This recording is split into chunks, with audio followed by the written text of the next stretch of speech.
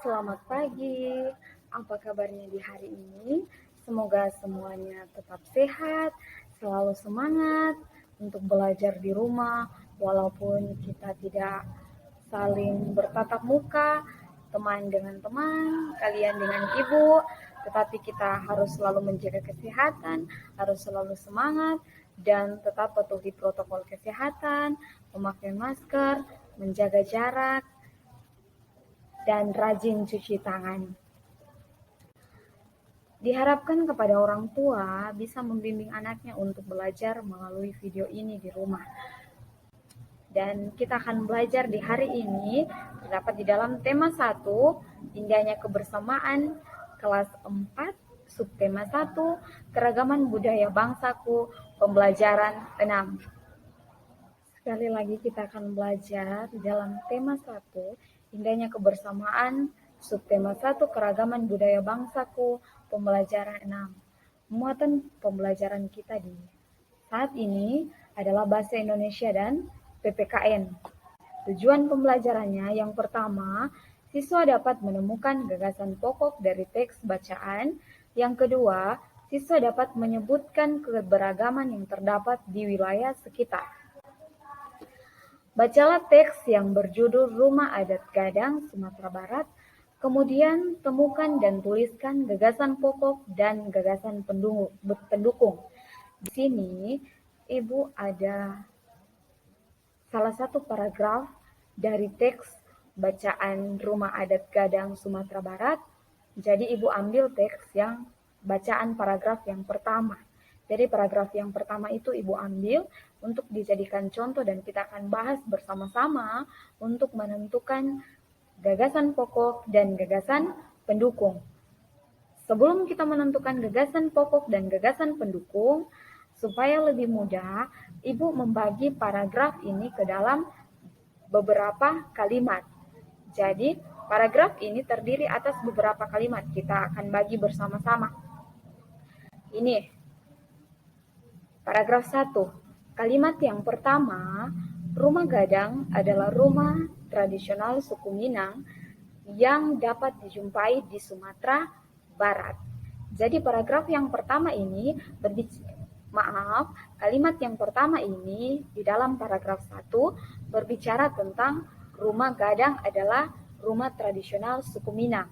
Kalimat yang kedua, rumah ini juga disebut sebagai rumah Baan Juang oleh masyarakat setempat. Jadi kalimat yang kedua masih berbicara tentang rumah gadang.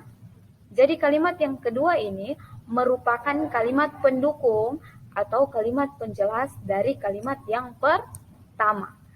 Selanjutnya, kalimat yang ketiga, rumah gadang sebagai tempat tinggal bersama mempunyai ketentuan-ketentuan tersendiri. Nah, kalimat yang ketiga juga merupakan pendukung dan penjelas dari kalimat yang pertama, karena masih berbicara tentang rumah gadang.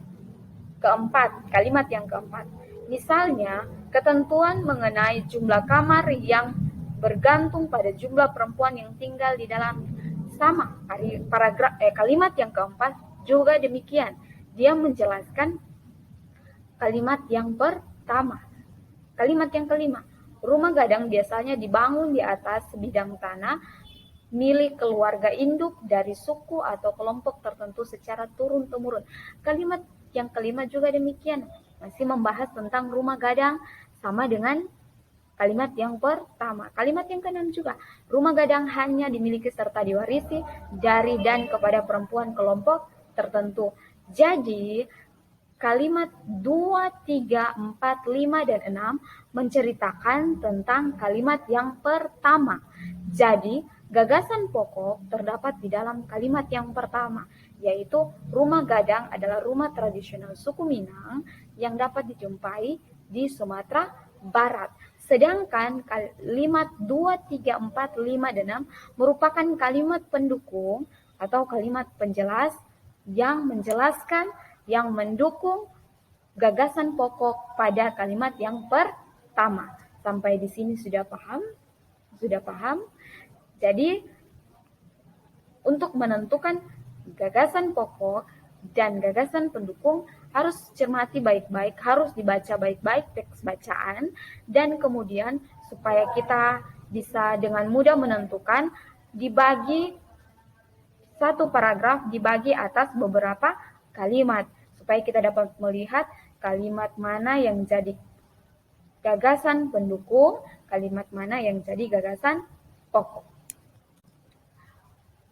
Nah, sekarang ada gambar tentang bangsa Indonesia, keragaman sosial budaya. Di situ ada yang memakai jilbab, ada yang berkulit putih, ada yang berkulit hitam, ada yang rambutnya lurus, ada yang rambutnya ikal, ada yang beragama Islam, ada yang beragama Kristen, ada yang beragama Buddha, ada yang beragama Hindu.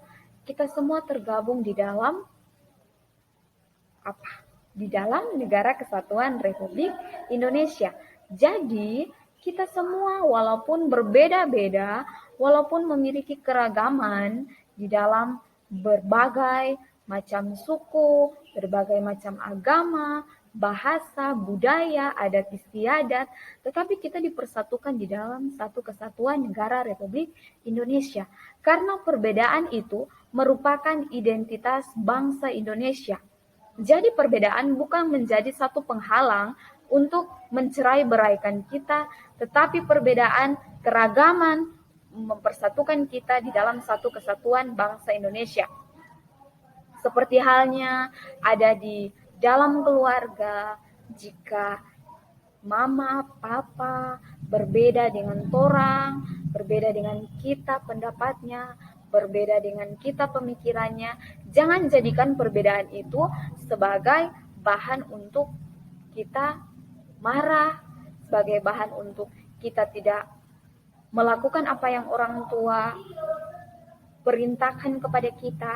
Begitupun di dalam kelas kita, di dalam kelas 4B, walaupun berbeda-beda, ada yang beragama Muslim, ada yang beragama Kristen, tetapi kita semua harus saling menghargai satu dengan yang lainnya. Jika ada teman yang berbeda agama dengan kita melakukan peribadatan, kita harus menghargai, jangan kita mengganggu agar bisa tercipta kehidupan yang rukun dan damai.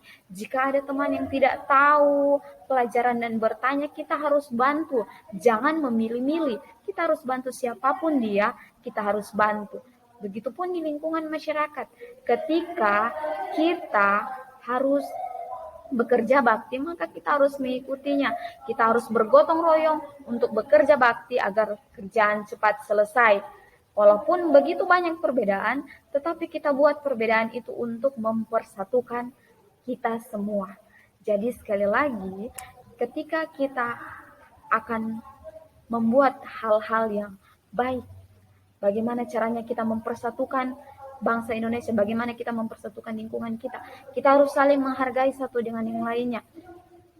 Kita harus saling membantu, harus saling tolong-menolong, dan jangan jadikan keberagaman atau perbedaan itu sebagai bahan untuk membuat kita saling tidak melakukan hal-hal yang menghargai, saling memarahi satu dengan yang lainnya, tapi kita jadikan perbedaan yang ada ini sebagai alat untuk mempersatukan kita semua. Sampai di sini sudah paham ya? Sekarang kerjakan LKS latihan pembelajaran 6, halaman 26 dan 27. Pembelajaran kita di hari ini telah selesai. Selalu jaga kesehatan, tetap semangat, dan terima kasih.